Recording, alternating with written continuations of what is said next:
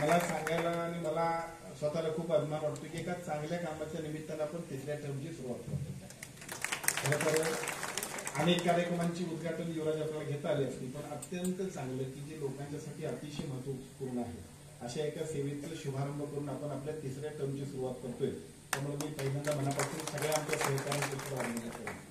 खरं तर डायलिसिसचं युनिट आणि त्यासाठीची धावपळ, ज्याला म्हणजे काय म्हणतात, जो पेशंट असेल त्यालाच त्याचं दुःख करतो. जे पेशंट ज्यांच्या घरात आहेत त्या सगळ्या लोकांना डायलिसिस बद्दलची हाल आणि अपेक्षा आणि अवस्था, खूप गंभीर परिस्थिती आपल्या सगळ्यांना येते.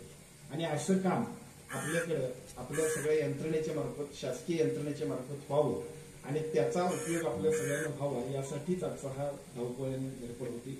मी यासाठी प्रयत्न करणाऱ्या, सहकार्य करणाऱ्या आमच्या इथल्या तालुक्याच्या अधिकाऱ्यांपासून, आमच्या जिल्ह्याच्या सिव्हिल सर्जनांच्या पासून या विषयाच्या संबंधित असणाऱ्या सर्व यंत्रणेचे मी मनापासून आभार व्यक्त करतो.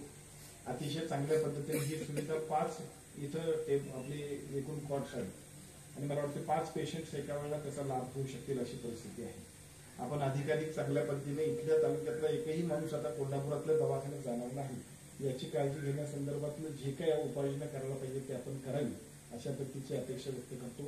खरं तर तुम्हाला सांगतो, गारगोटीमध्ये तानाजी सावंत साहेबांच्या हस्ते उपजिल्हा रुग्णालयाचं उद्घाटन आम्ही केलं आणि त्या काळाला खूप धावपळ करून मी मागणी केली आणि तानाजी सावंत साहेबांनी आमच्या सिव्हिल सर्जन मॅडमनी सांगितलं मला की ताबडतोब आम्ही चालू करतो. पण अजून काय मॅडम चालू झालं, त्यामुळे आता तुमचे कार्तिकेयन आले.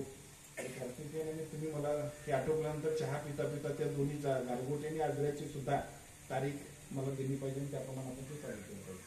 पण त्या अनुषंगाने एक गोष्ट मात्र मी आपल्याला सांगतो की तिथं घोषणा झाली आणि घोषणा झाल्यानंतर एक आमचे मित्र, अनप गावातले एक मुस्लिम आमचे मित्र आहेत की जे परदेशात म्हणजे दुबईला असतात आणि त्यांच्या आई वारल्या म्हणून मी त्याला भेटायला गेलो.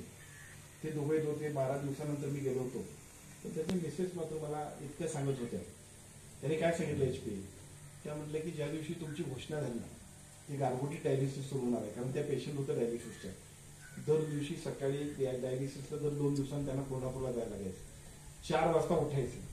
4 वाजल्यापासून आटपून 5, 5:30, 6ला गाडी पकडून गारगोट यायचं.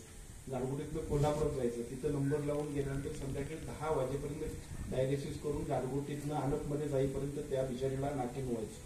आणि ती घोषणा ऐकल्यानंतर ते इतक्या खुश होते की आता आंबेडकर साहेबांनी घोषणा केली आहे त्यामुळे डायलिसिस सेंटर होणार आहे आणि मी आता मला अगदी चांगली सुविधा होणार आहे. पण दुर्दैवाने तिला आम्हाला काही डायलिसिस करता आलं. म्हणजे किती महत्व त्या डायलिसिसचं आहे बघा. तो पेशंट गेला. त्यामुळे या डायलिसिसचा उपयोग सुद्धा आमच्या तालुक्यातल्या प्रत्येक सामान्य नागरिकाच्या दृष्टीने अत्यंत महत्वाचा आहे. त्यामुळे इथं जे काम करतील त्या सगळ्यांनी अतिशय चांगल्या पद्धतीने या कामाची अतिशय जबाबदारीने प्रत्येक माणसाचा आशीर्वाद मिळेल असं काम करूया. आणि दुसरं राहिलेल्या दोन्ही गोष्टींसाठी आमच्या मॅडमांनी आपण सगळ्या यंत्रणेच्या माध्यमातून तेही काम अतिशय चांगल्या पद्धतीने सुरू करूया. खरं तर राधानगरी दवाखान्यातल्या सगळ्या सुविधांबद्दल ज्या पद्धतीने चंद्रशेखर भाऊंनी सांगितलं की ज्या ज्या गोष्टी चांगल्या आहेत त्या पत्रकार मंडळी आपण सगळ्यांनी सुद्धा म्हटलं पाहिजे. मला खूप अभिमान वाटतो इथे डॉक्टर शेटे बसलेत आणि डॉक्टर गवळे आहेत. कोरोनाच्या पिरियडमध्ये आपल्या सगळ्यांना जर कुठला आधार असेल तर तो फक्त आणि फक्त आमच्या ह्या कोविड सेंटर राधानगरी आणि ग्रामीण रुग्णालय राधानगरी सांगतो. अनेक लोकांनी लाखो रुपये खर्च केले पण त्यांचे जीव सुद्धा वाचले नाही. पण इथं जो माणूस आला तो मात्र आपला माणूस इथं परत घेऊनच गेला आणि हे खूप मोठं काम आमच्या सगळ्या टीमने केलेलं आहे. आणि तेच काम नंतर सुद्धा अत्यंत चांगल्या पद्धतीने आपण करत असताना मी परत सिव्हिल सर्जन आणि त्यांच्या सगळ्या टीमचं अभिनंदन करेन की महात्मा फुलेची स्कीम सुद्धा तुम्ही आम्हाला दिली.